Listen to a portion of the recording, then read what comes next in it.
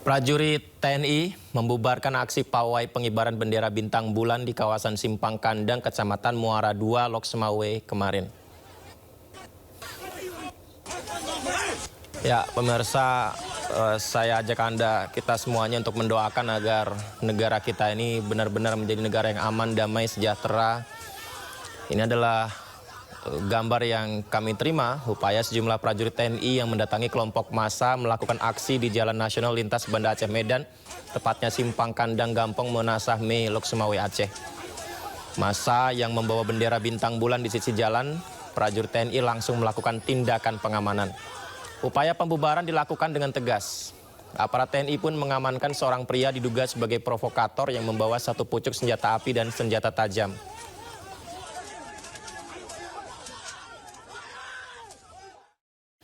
Ya, bismillah, semoga dialog kita ini membawa pesan perdamaian ya, karena kita ini satu Indonesia dan mengenai pengibaran bendera bintang bulan ini bukan sekedar ekspresi biasa.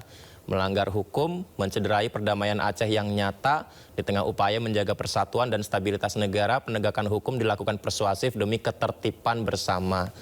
Tapi pertanyaannya pemirsa, mengapa terjadi konflik seperti ini? Pantaskah simbol konflik masa lalu dihadirkan di tengah situasi pasca bencana? Kita bahas lebih dalam bersama dengan pengamat kebijakan publik Trubus Rahadiansyah. Assalamualaikum, selamat malam Pak Trubus. Ya, selamat malam Mas. Pak Trubus, terima kasih banyak ya Pak meluangkan waktunya berbincang di Sindo Prime. Ini karena sekarang ini banyak informasi yang bertebaran di media sosial ya Pak ya. Lebih cepat diterima oleh publik apa yang tersebar informasi di lapangan. Termasuk mengenai adanya upaya tindakan tegas dari TNI tadi. Akan tetapi mulai banyaknya bermunculan pendapat-pendapat akan hal itu Pak. Apakah Anda melihat aksi di Lok Semawe ini murni spontanitas euforia masa lalu? Ataukah ini ada yang dihubung-hubungkannya sebenarnya Pak? Iya, menurut saya sih sebenarnya di dalam proses penanganan bencana itu tentu ada pihak-pihak yang ya kelompok-kelompok, mungkin kelompok atau individu atau kelompok di masyarakat tertentu itu merasa dirinya tidak puas gitu, sehingga ada kekecewaan lah kira-kira di dalam pandangan mereka. Tetapi tentu itu kemudian apakah ini kemudian memunculkan politik identitas yang narasinya adalah narasi perpecahan, kemudian dikait-kaitkan dengan pengibaran bendera putih, warna putih, seperti kalau kita seperti One Piece yang seringkali sebagai tanda protes misalnya, atau memang ini saya memandang sebagai sesuatu yang sifatnya ya kekecewaan saja oleh sekelompok masyarakat atau sekelompok individu masyarakat tertentu, tapi tidak semuanya. Nah, karena itu menurut saya langkah pemerintah dalam hal ini penanganan bencana di Sumatera itu, di Aceh terutama, itu sebenarnya kan sudah tepat karena menempatkan apa yang disebut dengan prioritas nasional. Nah, hanya mereka kan selama ini punya persepsi bahwa penanganan bencana di Aceh itu ya sama dengan tahun 2004, ya namanya bencana nasional.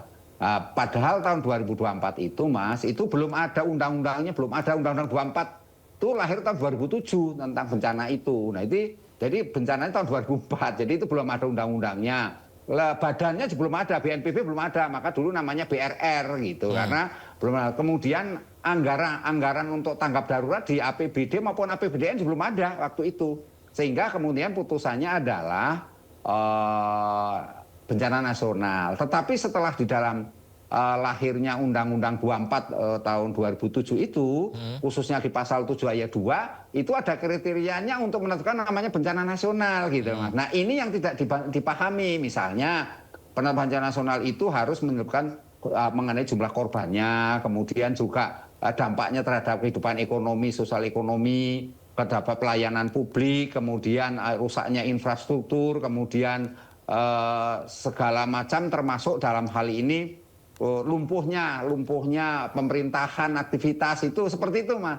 Tetapi itu di aturan BNPB diterjemahkan secara rigid Mbak. Itu Mas. Jadi menurut saya ini yang masyarakat tidak paham. Yang dipahami hanyalah seolah dengan penetapan bencana nasional kemudian segala sesuatunya beres dan selalu dikait-kaitkan dengan adanya bantuan internasional yang ditolak semacam itu. Yang itu menurut saya informasi yang yang tidak benar, menyesatkan. Karena apa? Sebenarnya pemerintah bukannya melarang, bukan.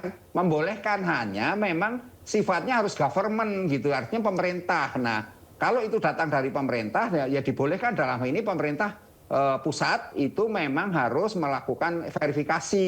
Nah, ternyata yang bantuan yang datang itu kebanyakan dari NGO atau LSM itu, Mas, yang memang sebenarnya pemerintah berwajib juga untuk tahu, karena harus sesuai dengan kebutuhan dari masyarakat yang dibantu itu. Nah, itu sebenarnya masalah itu saja. Ada semacam menurut saya disinformasi lah ya, yang kemudian seolah-olah bahwa pemerintah pusat menolak yang namanya bantuan, bahwa kita berusaha, bahwa kita Indonesia mampu seperti dinyatakan Presiden, ya memang kita mampu menangani, artinya dengan segala kemampuan yang ada, kementerian, lembaga, termasuk dukungan dari masyarakat, ada dari kalangan swasta, dari berbagai filantropi, itu memang mengindikasikan bahwa penanganan ini jauh lebih baik, dan ini menjadi istilahnya itu entry point bagi kita semua untuk membenahi mengenai tata kelola penanganan terhadap bencana. Karena selama ini kan bencana itu lingkupnya kecil, Mas, hanya di tingkat kabupaten kota gitu ya. Jadi baru sekarang ini bencana sampai 3 provinsi gitu. Yang ada itu dulu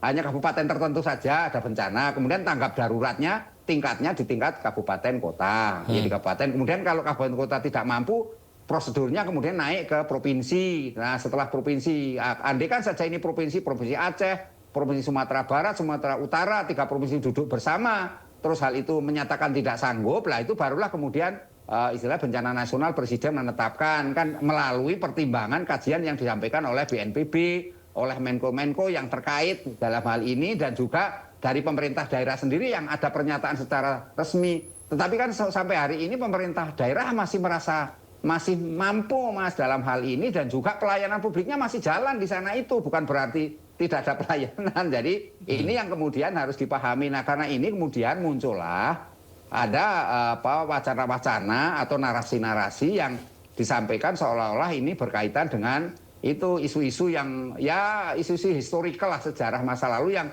20 tahun lalu sudah diselesaikan, yaitu di Helsinki itu, Mas, mengait dengan GAM itu. Jadi GAM dengan pemerintah kan sudah selesai itu. Nah, sekarang dimunculkan lagi ada pihak-pihak tertentu yang mencoba untuk mendorong-dorong itu, istilahnya bahasanya jadi memprovokasi. Nah, ini yang kemudian apa yang terjadi di lapangan oleh aparat penegak hukum lah katakanlah, itu kemudian dilakukan istilahnya itu bukan pembubaran sebenarnya, interogasi ya, diinvestigasi sebenarnya ada hal-hal apa, dan ternyata di antara pelakunya itu ada membawa senjata dan sebagainya. Nah, ini hal-hal yang menurut saya menjadi penting, bahwa kita ini sebenarnya masyarakat harusnya fokus saja kepada ini penanganan bencana ini. Masa bencana ini ada pertama ya, bahwa bencana ada yang sudah istilahnya itu sampai hari ini itu informasi yang saya terima barusan saja diskusi di media lain dengan pihak BNPB itu ternyata sudah istilahnya itu berjalan dengan baik, Mas. Artinya bantuan-bantuan semua tersalurkan dengan baik. Cuman memang ada kabupaten kota karena kondisinya sangat berat, misalnya di Pidijaya atau di Aceh Tamiang. Itu memang sangat berat kondisinya gitu lah. Nah, Benda Meriah, atau kalau di Tapanuli Selatan, Tapanuli Tengah. Nah, itu kondisinya memang kondisi seperti itu, Mas. Nah, ini kan tidak bisa, istilah bahasa Pak Presiden kan artinya nggak punya tongkat Nabi Musa gitu ya.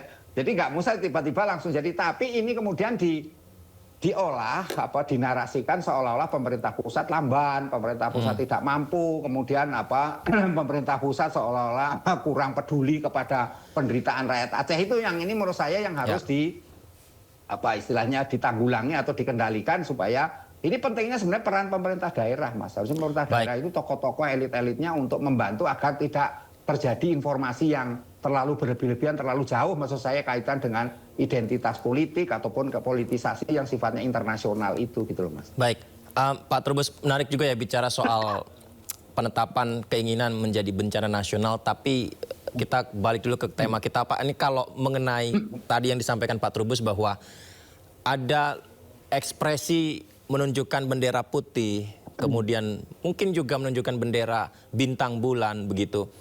Pertanyaannya bagaimana memberikan batas antara kebebasan berekspresi dalam demokrasi dengan pelanggaran hukum yang mengancam kedaulatan? Karena ini kan sepertinya kok tipis gitu.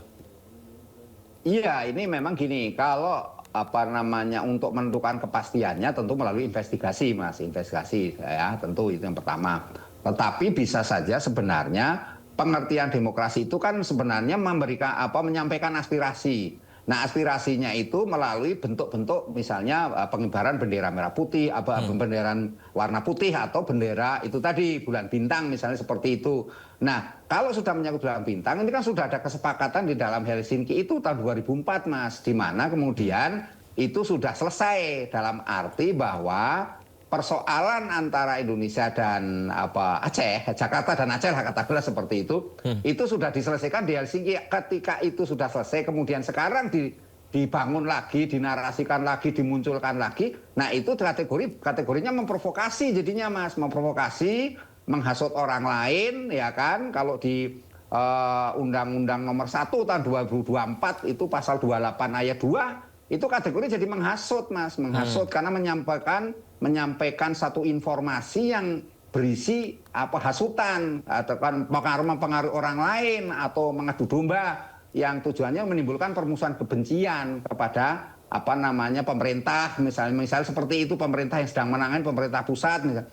Nah itu bisa saja, tetapi menurut saya hal-hal yang ini yang harus dipetakan nantinya dalam pengertian kalau itu proses penegakan hukum. Tetapi kan pemerintah sebenarnya nggak mau kita jangan terjebak dengan persoalan itu gitu. Ada semua masyarakat kalau itu permainan mereka kemudian istilahnya kita ikut genderang mereka ya dalam hal ini agar ada semacam situasi yang dikait-kaitkan yang berkaitan dengan bendera-bendera itu yang mengarah kepada perpecahan, mengarah kepada istilahnya itu ya pembangkangan secara politik itu ya memang menurut saya terlalu jauh, Mas. Sehingga dalam hal ini sebenarnya bahwa di dalam penanganan bencana ada kekurangan, ada di dalamnya yang namanya bencana sifatnya sangat luas, tetapi semua kita 38 provinsi dan ada 3 provinsi yang mengalami bencana. Lebih dari provinsi itu kan semua membantu semua, Mas. Semua sekarang bahkan kita dari Trisakti pun mahasiswa juga ada kok, Mas, yang di sana ikut membantu menjadi relawan, artinya seperti itu kan. Sehingga sebagai tanggung jawab bahwa kita secara bergotong royong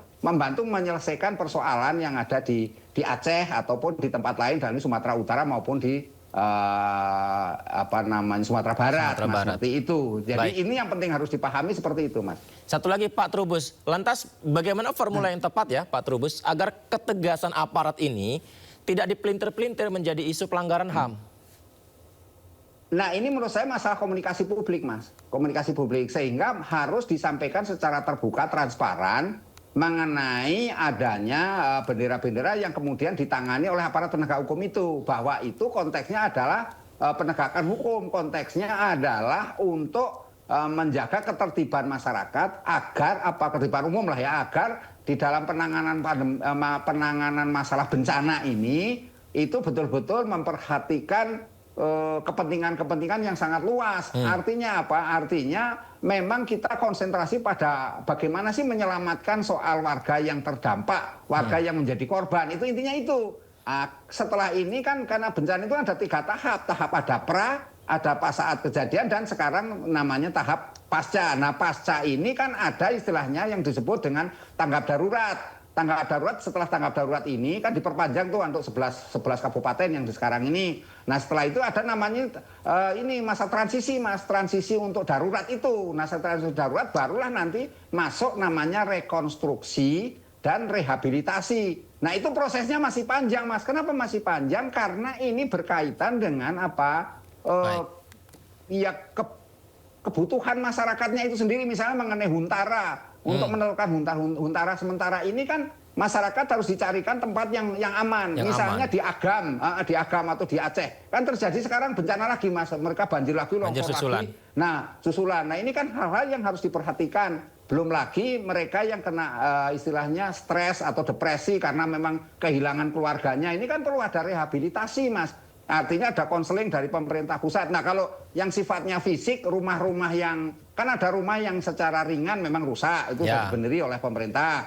Tapi ada yang sedang, nah juga ada yang berat. Ada yang lebih berat lagi yang hilang, Mas, hilang. Jadi itu karena tertimbun lumpur, jadi rumahnya nggak ada sama sekali, terbawa arus air juga. Nah ini kan berarti harus dicarikan tempat yang aman. Nah kalau mau dicarikan tempat aman berarti dia akan minta dibuatkan rumah yang tetap. Nah, kalau mau rumah tetap berarti pemerintah harus mempunyai apa? Tanahnya, Mas. tanahnya kan harus legalitasnya kan harus jelas dulu, jangan sampai dibangun nanti ada gugatan bahwa itu rumah tanahnya belum selesai atau tanahnya menjadi masalah.